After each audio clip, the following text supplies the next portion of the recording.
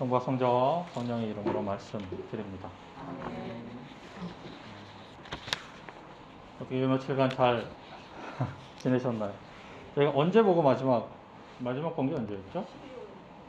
12월 달? 공식적으로 예배를 12월 달까지 드렸었나요?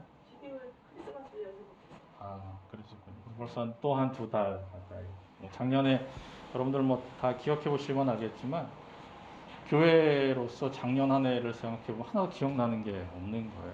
저희가 이맘때부터 교회에서 온라인 예배를 드리고 간정 예배를 드리면서 거의 부활절, 사순절도 못했고 부활절도 못했고 공식적으로는 대림절도 함께 드리지 못했다 보니까 전체적으로 교회로서는 기억나는 것이 없는 한 해였습니다. 다행인지 모르겠는데 여전히 오늘 뉴스를 봤더니 이제 다시 한 600명 넘어가다 400명대로 다시 안정이 됐다는 얘기를 들어서 마음이 좀 놓이기는 하는데 어쨌든 어떤 방역 당국의 노력과 더불어서 우리 시민된 그리스도인 역시도 하나가 돼서 이 고비를 잘 넘겨야 우리가 멀리 바라봤을 때 더 안정적이고 더 기쁘게 예배드릴 수 있지 않을까라는 생각이 듭니다.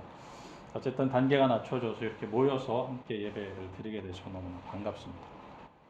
말씀드린 것처럼 이제 사순절이 시작되어졌고 사순절 동안 다시금 우리 하나님께 나와서 예배 드리는 것만큼 우리 내면도 다스리는 그런 시기가 되었으면 좋겠습니다. 한 미국 기자가 프랑스에 취재차 갔다가 거기서 교통사고 당해서 프랑스 병원에서 처음 겪었던 어떤 그런 기사를 읽은 적이 있습니다. 병원에서 수술을 받게 되었어요. 그래서 통증이 너무 심한 겁니다. 그래서 의사에게 제발 자기에게 진통제를 좀 놔달라고 요청을 했습니다. 그런데 프랑스 의사가 이렇게 얘기합니다. 수술을 했으니까 아픈 게 당연합니다. 그리고 진통제를 안 놔주는 거예요. 그러니까 자기는 미국인이고 미국에서는 이 정도 통증이면 마약성 진통제까지도 놔준다. 내가 금액은 얼마든지 지불할 테니까 나에게 제발 진통제를 좀 놔달라. 너무너무 아파서 못 참겠다. 이렇게 얘기를 했습니다. 그랬더니 의사가 다시 이렇게 얘기합니다. 여기는 미국이 아니라 프랑스입니다. 진통제를 놓지 않아야 상처가 빨리 낫는 법입니다. 그리고 더불어서 통증이 어느 정도인지 체크를 해야 당신이 얼마나 나아지고 있는지를 확인할 수 있습니다. 그리고 그 확인에 따라서 우리는 처방을 내릴 수가 있습니다. 그리고 당신이 아플 때 통증을 느껴봐야 당신의 건강이 얼마나 소중한지를 알게 되는 것입니다. 그렇게 얘기하고는 진통제를 다시 처방하지 않았다고 합니다.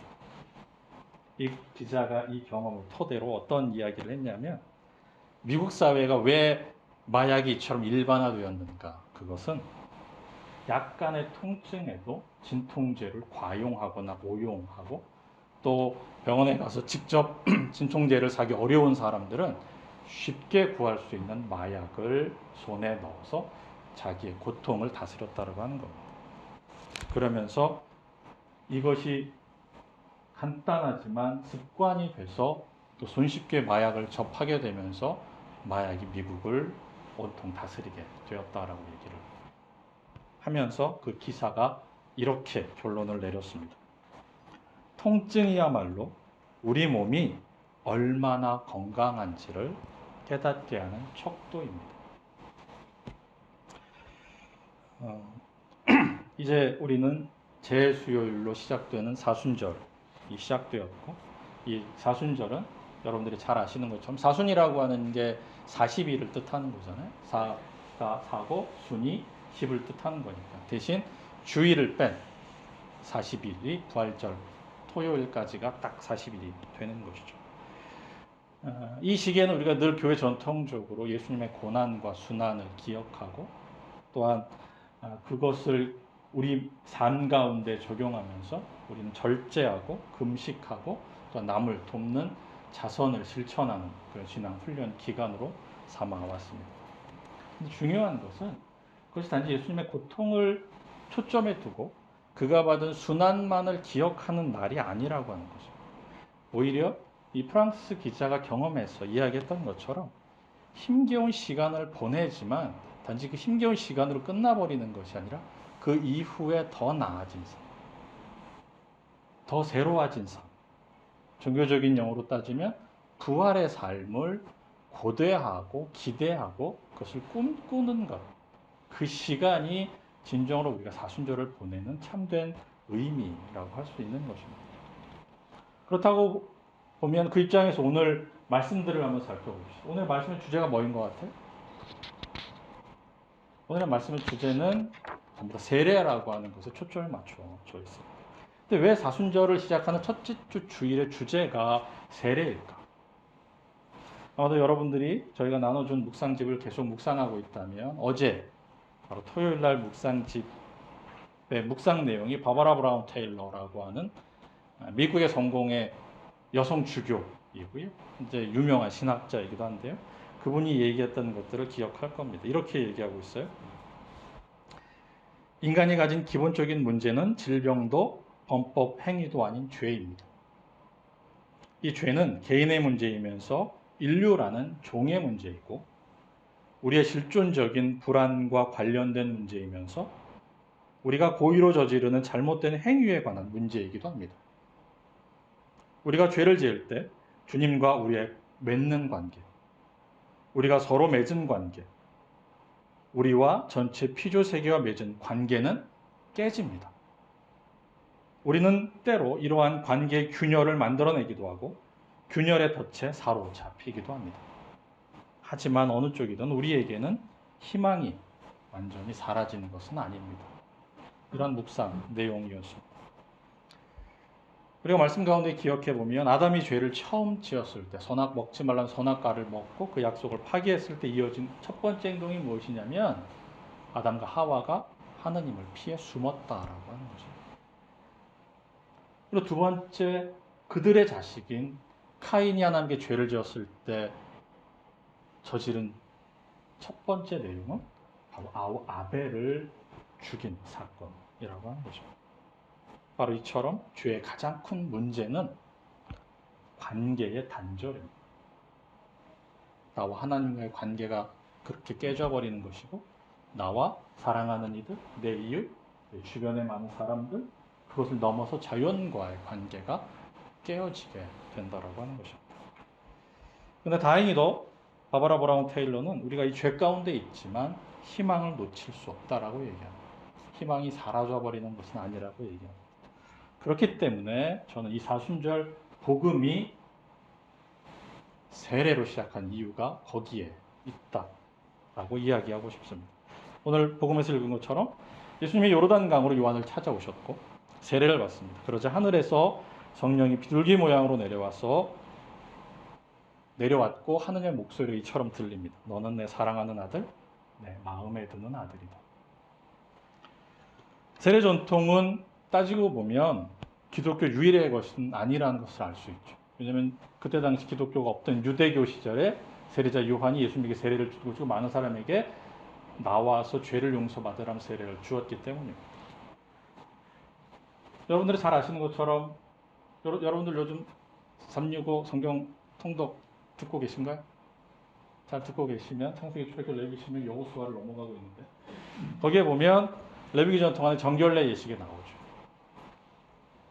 바로 그 예식과 다르지 않다라고 하는 거예요. 그런데 그럼 유대교 전통과 이 기독교 전통의 세례의 차이점은 무엇일까? 그것은 관계라고 하는 거죠.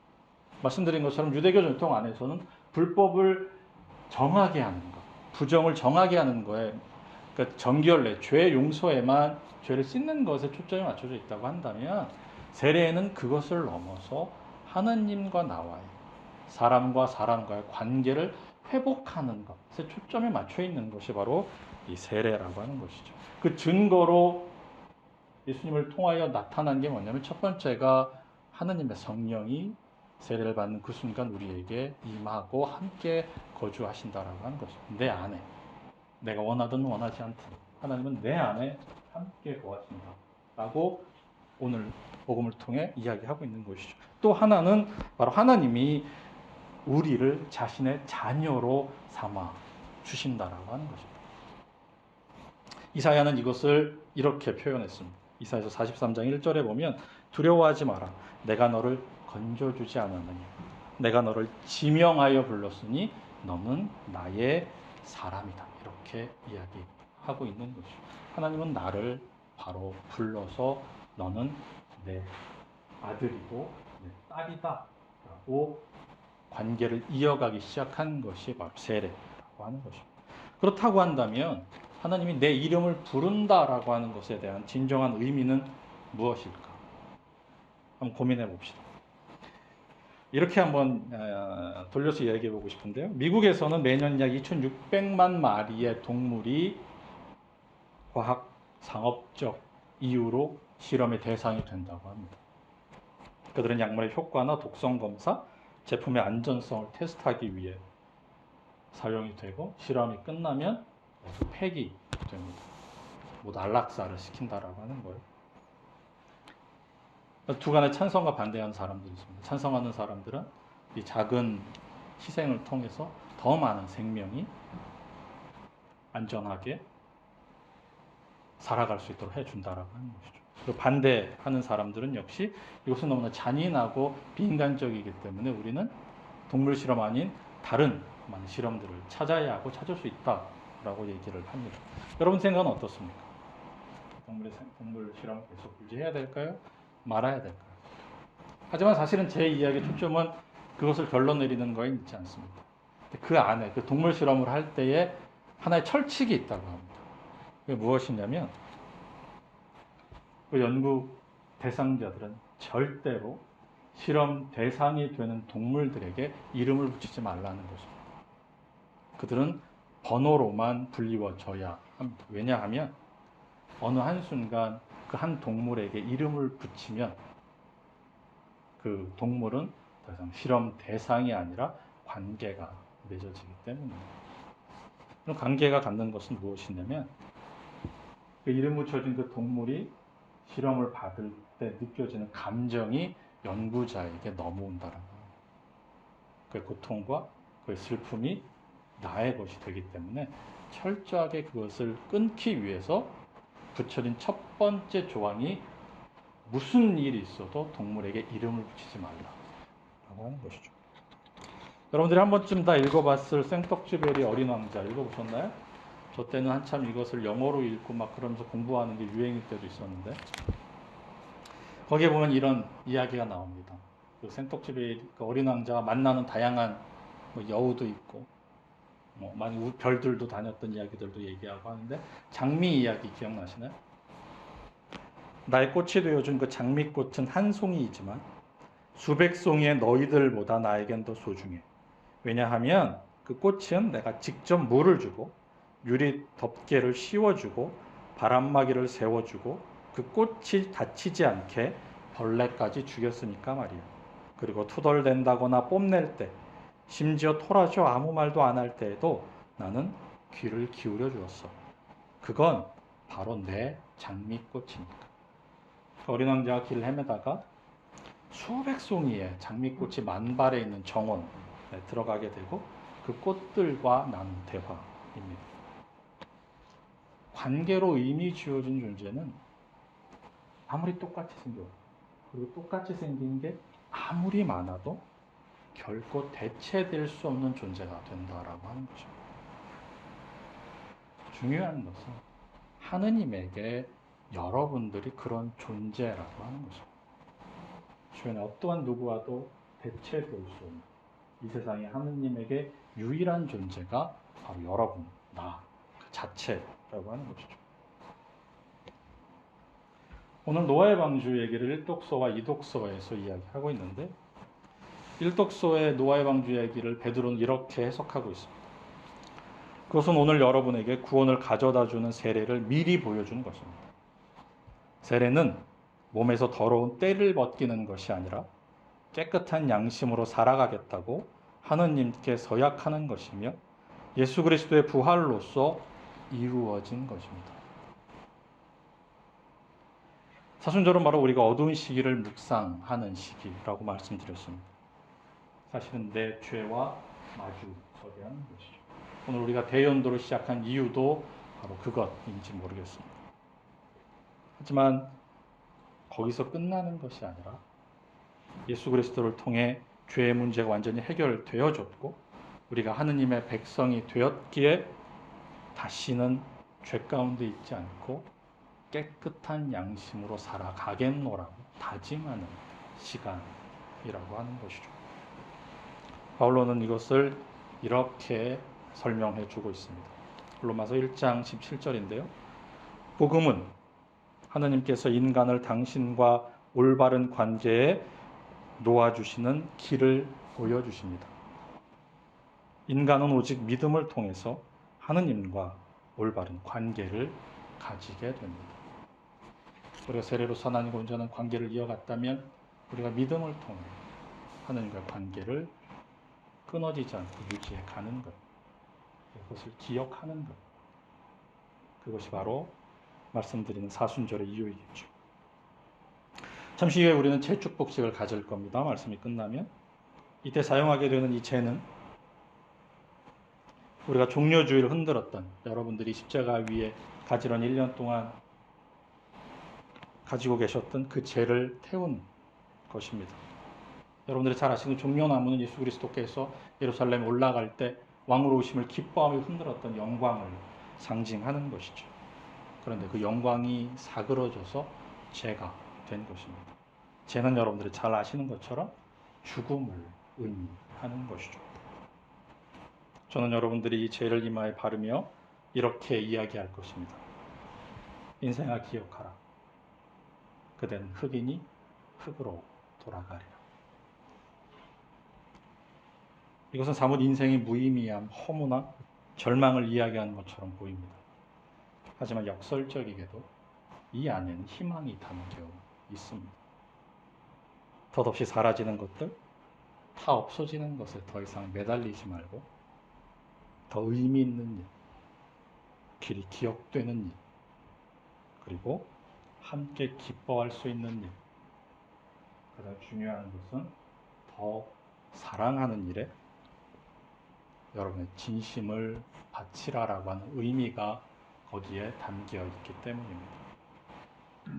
오늘 우리가 재축복식을 통해 사순절을 새롭게 시작하면서 바로 이 의미가 하나님이 여러분과 함께 하신 것, 여러분들의 가족의 소중함과 교회 공동체와 인류에 대한 진정한 사랑과 이들이 하나님께 온전한 관계가 끊어지지 않고 이어질 수 있는 헌신이 우리 가운데 있기를, 그리고 우리의 어둠 가운데에서도 예수 그리스도의 온전한 빛을 바라보며 희망을 잃지 않고 살아가기를 다짐하는 여러분들의 사순절이 되시기를 성부와 성자와 성령의 이름으로 말씀드립니다.